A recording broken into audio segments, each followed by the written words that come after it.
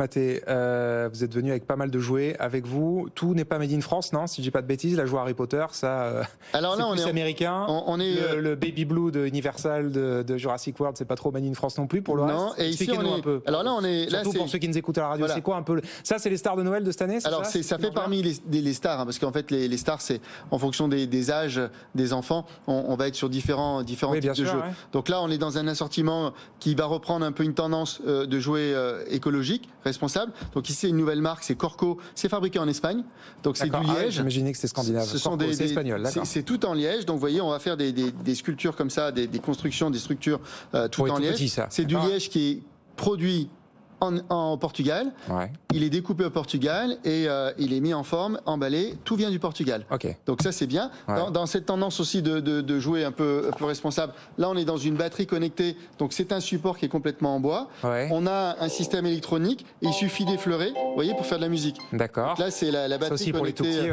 voilà, de chez AP. C'est pour les plus jeunes.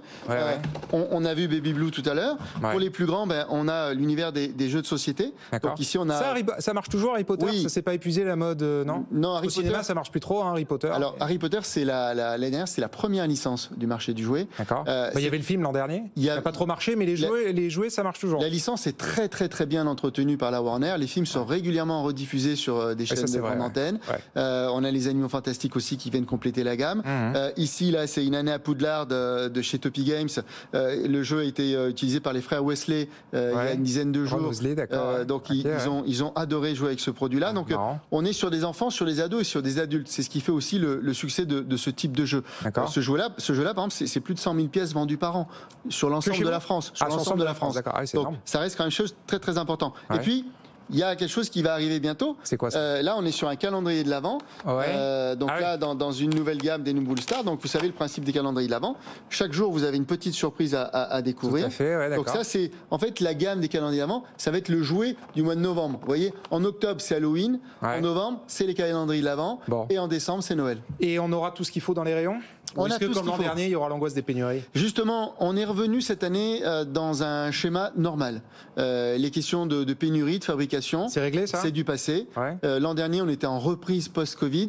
Donc, il y avait un goulet d'étranglement d'expédition et de réception aussi, hein, parce qu'il y avait beaucoup d'embouteillages dans les ports. Là, la situation est redevenue normale. La tarification est restée élevée, malgré tout.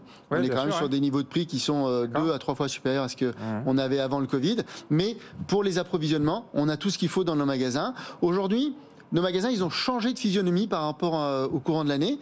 C'est-à-dire qu'on a la marchandise qui déborde des rayons. D'accord. Là, on est en train de surstocker nos magasins pour faire en sorte que quand les clients vont arriver, eh bien, le stock soit à portée de main dans les rayons. Ok, donc vous assurez aux Français qu'il n'y a pas de problème de pénurie, ils pourront faire leur shopping de Noël. Non, on a tout ce qu'il faut, vraiment. Donc, qui viennent. On conseille toujours de venir au mois de novembre parce que c'est le moment le plus confortable, le plus pratique pour eux. Mais nous, encore une fois, la marchandise, on la reçoit tout au long de la saison, y compris jusqu'à la veille de Noël, voire même entre Noël et le jour de l'an, parce que le Noël, c'est plusieurs moments pour certaines familles. Donc, il y a des clients qui viennent avant parce qu'ils vont faire ça le 25 au matin, mais dans des familles décomposées, recomposées, par rapport à l'éloignement géographique aussi, eh bien, on va faire un deuxième Noël chez les grands-parents, donc à droite ou à gauche. Et donc, certains vont acheter après le 25 décembre. Et puis,